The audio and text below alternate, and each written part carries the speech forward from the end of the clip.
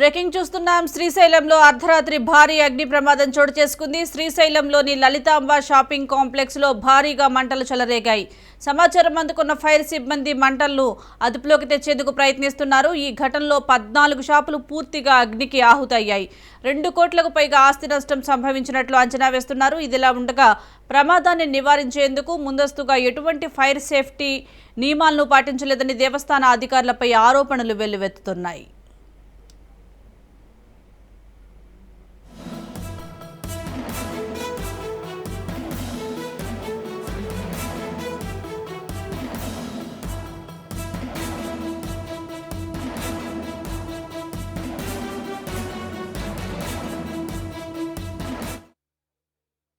శ్రీశైలంలో అర్ధరాత్రి భారీ అగ్ని ప్రమాదం చోటు చేసుకుంది. దీనికి సంబంధించి పూర్తి సమాచారం మా ప్రతినిధి మధు అందిస్తారు. మధు, చెప్పండి, అగ్ని ప్రమాదానికి గల కారణాలు ఏంటి?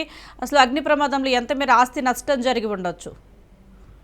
సుజాత, శ్రీశైలంలోని లలితాంబిక దుకాణంలో ఘోర అగ్ని ప్రమాదం చోటు చేసుకుంది. బుధవారం అర్ధరాత్రి దాటాక ఎల్ బ్లాక్ సముదాయంలో మంటలు వ్యాపించాయి. ప్రమాదం కారణంగా సుమారు 15 దుకాణాలు కాలి బూడిదయ్యాయి. సమాచారం తెలుసుకుని ఫైర్ సిబ్బంది అక్కడికి వచ్చి మంటలు అదుపు చేయడం కూడా జరిగింది.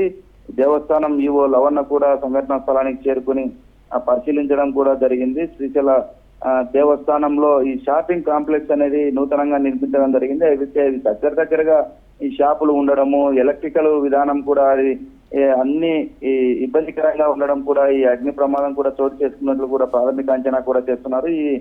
ఈ ప్రమాదంలో 2 కోట్ల ఆస్తి నష్టం వాటినట్టు కూడా ఫైర్ సిబ్బంది అంచనాలు కూడా వేస్తున్న పరిస్థితి అయితే ఉంది. మొత్తం మీద చూస్తున్నట్లయితే ఇంత పెద్ద వ్యాపార దుకాణాల సముదాయం ఏర్పాటు చేసిన ఫైర్ ప్రికాషన్స్ తీసుకోకపోవడం అనేది దేవస్థానం అధికారుల పైన విమర్శలు వెల్లువెత్తుతున్నాయి. ఏదైతే ఆ షాపింగ్ కాంప్లెక్స్ కు చుట్టూ ఏదైనా ఫైర్ సంభవించినప్పుడు ఈ ఫైర్ ఇంజిన్ అనేది అక్కడికి చేరుకొని మంటలు ఆర్పే విధంగా కూడా ఉండాలి. అయితే ఆ సందర్భం లేకుండా, దగ్గరికి వెళ్లే పరిస్థితి లేకుండా దూరం నుంచి జేసీబీల సహాయంతో దీన్ని తీయాల్సిన పరిస్థితి అయితే ఏర్పడింది. మొత్తం మీద చూసుకున్నట్లయితే ఈ ప్రికాషన్స్ పాటించకపోవడమే ఇంత పెద్ద నష్టానికి వాటిని కూడా చెప్పవచ్చు. మొత్తం మీద ఎలాంటి ప్రాణ నష్టం కూడా అర్ధరాత్రి సమయంలో కాబట్టి ప్రాణ నష్టం సంభవించలేదు.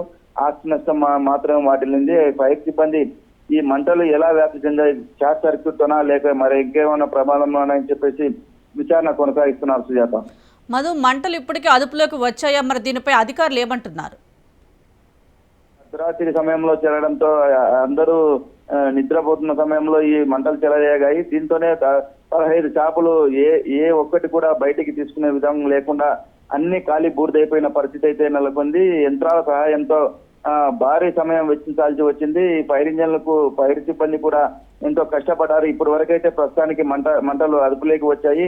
పూర్తిగా ఆస్తి నష్టం సంభవించింది. 15 షాపుల యజమానులు దిక్కుతోచని స్థితిలో ఉన్నారు. తాము మల్లన్న సన్నిధిలో వ్యాపారం చేసుకుంటుండగా ఈ ప్రమాదం జరిగింది, ఆర్థికంగా పూర్తిగా నష్టపోయామని చెప్పేసి వాళ్ళ రోదనలు కూడా రోధిస్తున్న పరిస్థితి అయితే ఉంది. మొత్తం మీద ఆర్థికంగా కుంగిపోయారు.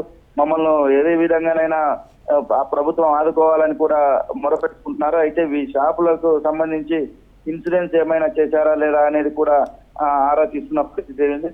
అధికారులు సేఫ్టీ ప్రికాషన్స్ పాటించకపోవడంతో పూర్తిగా విఫలమయ్యారని కూడా స్థానికులు చర్చించుకుంటున్నారు. ఇలాంటి ప్రమాదం గతంలో కూడా ఉగాది సందర్భంలో కన్నడికులు కూడా అగ్ని ప్రమాదానికి గురైంది.